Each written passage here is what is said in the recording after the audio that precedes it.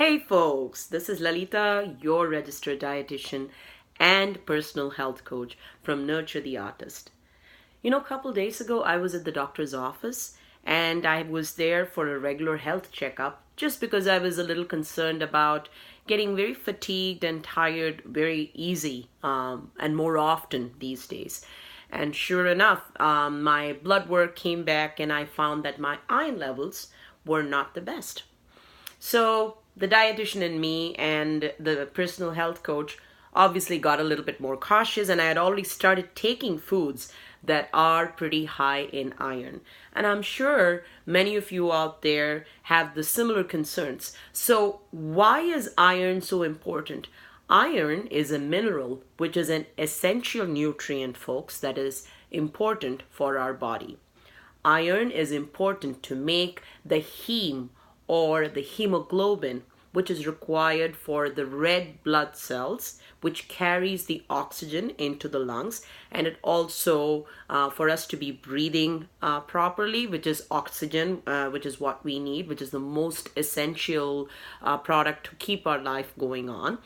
And likewise, it also takes away the carbon dioxide from the lungs and exhales the carbon dioxide for us to be breathing healthy. So this entire process is done by the iron, which actually makes the hemoglobin, in turn making the red blood cells. So where do you get your iron from? You can get, if you're a vegetarian and you want to get your iron sources from the foods, because it is an essential nutrient and the body cannot make it, this mineral has to be provided through the foods that you eat. And some of the richest sources of iron are tofu, spinach, broccoli, nuts and seeds, and more specifically cashews and pumpkin seeds are great sources. Also your cereal and quinoa.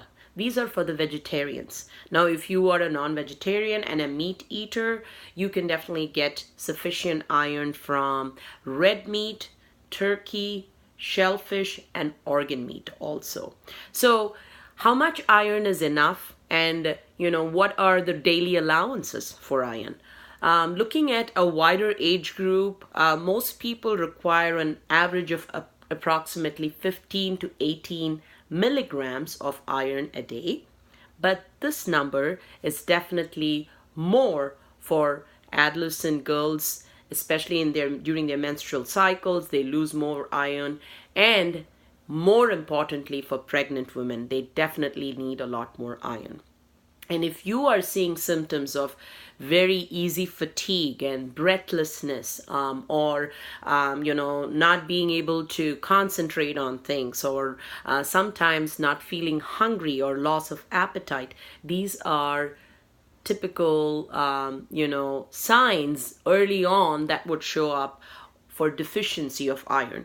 And folks, it has been shown that not the underdeveloped or the children or the people from the underdeveloped countries are the ones who are actually having iron deficiency, but it is in the developed countries like the United States of America, for example, has an astronomical number in the increase of iron deficiency, even though our food is so enriched and so fortified. But we seem to be eating not the right foods and not getting enough iron in our food. Another important thing to remember is that if you want to increase the absorption of the iron from the foods, add vitamin C.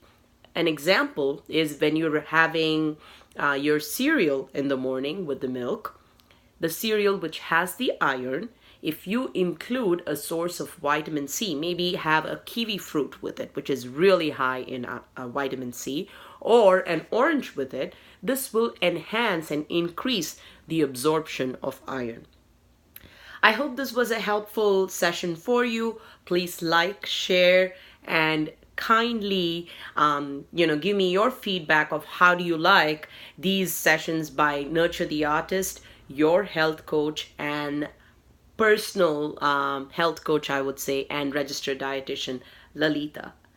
Looking forward to more such sessions. Stay healthy, eat healthy, and be happy.